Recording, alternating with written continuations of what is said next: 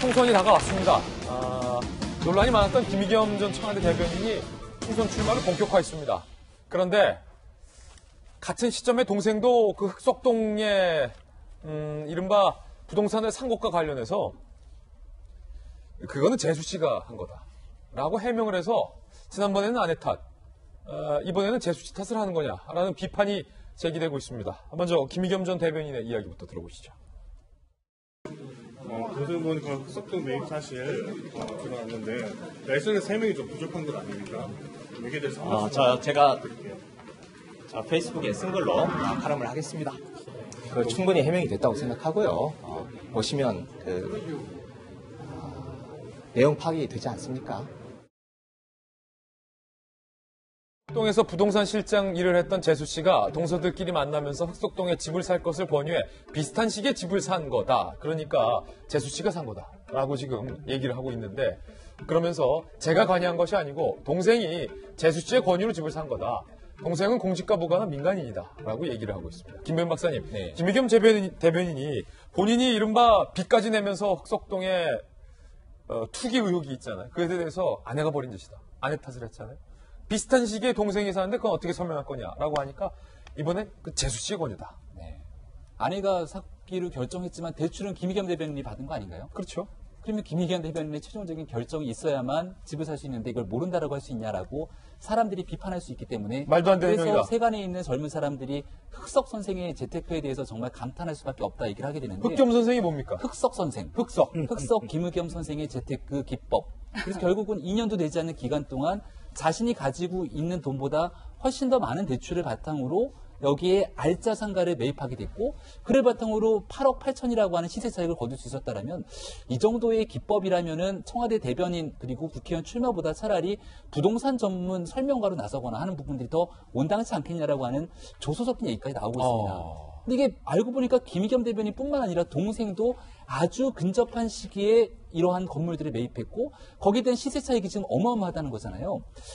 문재인 정부 들어서 얘기하고 있는 부동산 정책과는 전혀 다른 방향으로 선택했던 일이기 때문에 여기에서 부동산 매입에 대한 희망의 사다리를 걷어차였다라고 생각하는 30대, 40대 입장에서도 분노할 수밖에 없는 것이고, 한 가지 궁금한 건 김의겸 대변인이 저는 총선 출마에 생각이 없었다면 과연 이 부동산을 매각하면서 시세 차익을 기부하겠다는 얘기를 했을까? 예. 그리고 지금 동생 같은 경우는 그 건물 그대로 갖고 있는 건 아닙니까? 이거 다 개발되고 나면은 엄청난 차익을 거둘 거라고 얘기하고 있고요. 그러다 보니 여기에 대한 김의겸 전 대변인이 가지고 있는 최소한의 도덕성에 대해서 많은 국민들이 질타하고 있는 상황인 것 같고요.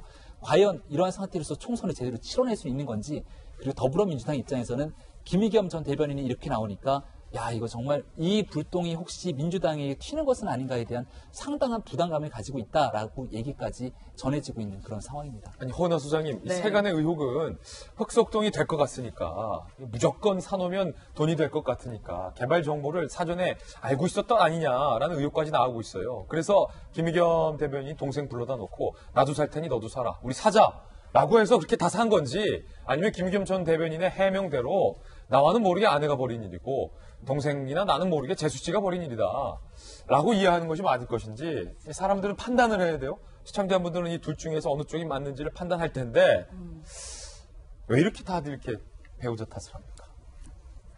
조국 전 장관도 아내 탓하더니. 요즘 예능 프로그램 제가 나가거든요. 그래요? 거기에서 이제 못난 남편 얘기 많이 나와요. 예.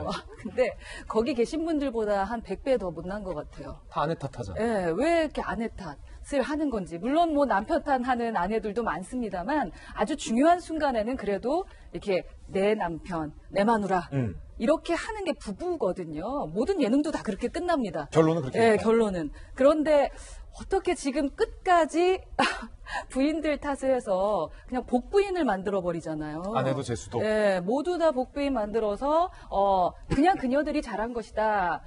조국스러운 단어를 좀 쓰고 있는 것이 아닌가 싶습니다. 조로남불이었고 모르쇠 난 정말 몰랐네. 그런데 어느 순간 내 앞에 돈이 있더라. 어느 순간 내가 부자가 됐더라. 라는 것을 우리가 어떻게 믿어야 될까 싶고요.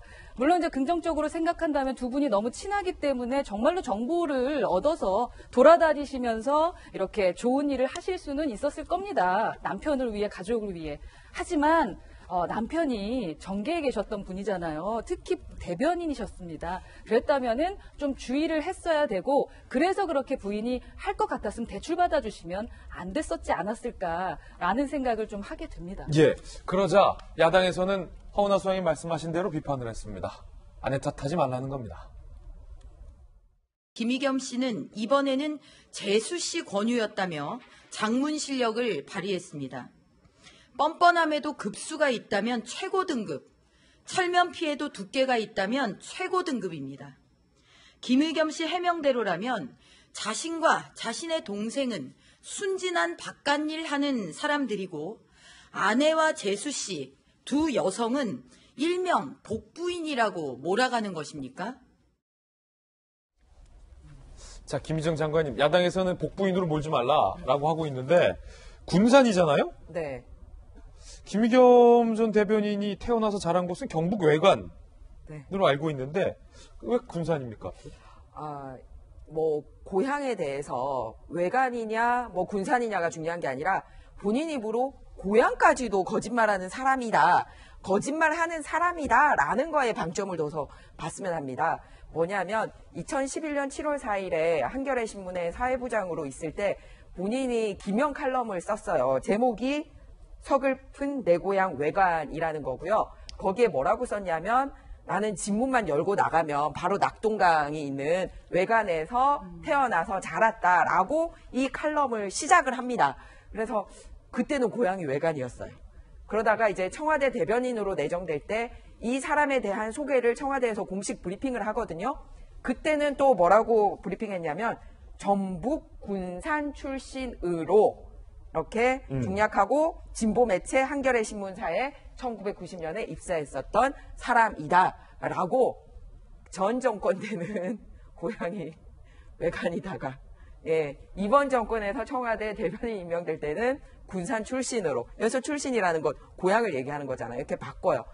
그렇다면 고향은 뭐 이사 다닌다고 해서 바뀔 수 있는 게 아니잖아요. 자기가 선택할 수 있는 것도 아니고. 이런 것까지 자기가 근무했던 매체에 자기 이름으로 썼던 겁니다.